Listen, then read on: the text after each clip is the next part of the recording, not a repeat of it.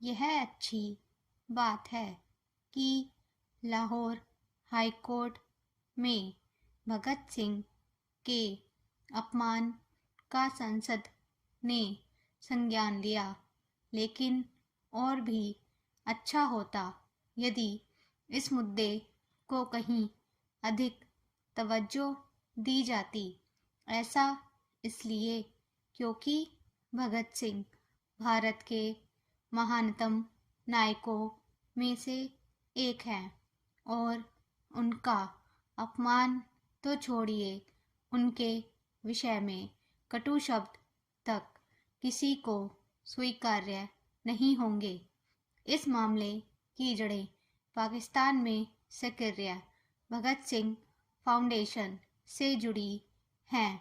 Foundation करीब 20 वर्षों से इस प्रयास में लगा है कि लाहौर के एक प्रमुख चौराहे शंदमान चौक को भगत सिंह का नाम दिया जाए। फाउंडेशन के अनुसार भगत सिंह समूचे उपमहाद्वीप के नायक हैं और उनकी स्मृतियों के प्रति पाकिस्तान में भी सम्मान प्रदर्शित किया जाना चाहिए। भगत सिंह को सुखदेव और राजगुरु के साथ लाहौर केंद्रीय कारागार में मार्च 1931 में फांसी दी गई थी। 1961 में उस जेल को ढहाकर वहां आवासीय कॉलोनी बना दी गई। शंदमान गोल चक्कर जेल परिसर वाले फांसी घाट इलाके में ही आता है। बलिदानियों के इस स्थान से जुड़ाव को देखते हुए ही फाउंडेशन चौराहे का नाम बदलने का आग्रह करता आ रहा है। इस उद्देश्य की पूर्ति के लिए उसने 2012 में लाहौर हाई कोर्ट का रुख किया। अदालत ने सरकार को निर्देश दिया कि वह नियमों के अंतर्गत कदम उठाए। उसके बाद से समाचार आते रहते हैं कि जिम्मेदार संस्थाएं इससे जुड़ी अनुकूल संभावनाएं तलाश रही हैं, लेकिन स्वाभाविक रूप से ऐसे समाचार गलत ही होते हैं। नवंबर की शुरुआत में यह मामला लाहौर हाई कोर्ट के सामने आया। स्थानीय नगर निगम ने अदालत को सूचित किया कि भगत सिंह फाउंडेशन की मांग को स्वीकार नहीं किया जा सकता और इस विचार को ही त्याग दिया गया है। इस विचार को नकारने में निगम ने पाकिस्तानी नौसेना के सेवानिवृत्त कमांडर तारिक मजीद की राय को आधार बनाया। मजीद ने भगत सिंह के बारे में यह कहने का दुस्साहस किया कि वह क्रांतिकारी नहीं बल्कि अपराधी थे, जिन्हें वर्तमान परिभाषाओं के हिसाब से आतंकी कहा जाता।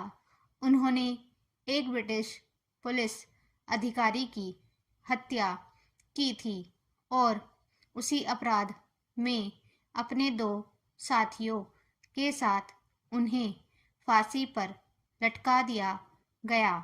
मजीद ने भगत सिंह को नास्तिक बताते हुए उन्हें इस्लाम विरोधी भी करार दिया।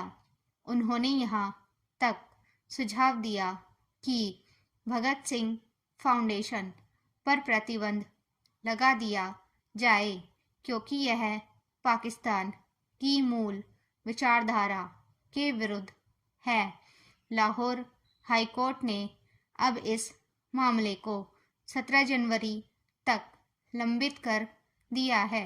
इस मामले में आगे जो भी हो, लेकिन इसे अनदेखा नहीं किया जा सकता कि सिखों को लुभाने के प्रयास में जुटे पाकिस्तान में इस समुदाय के एक महान नायक की स्मृति और विरासत को इस प्रकार कलंकित किया जा रहा है।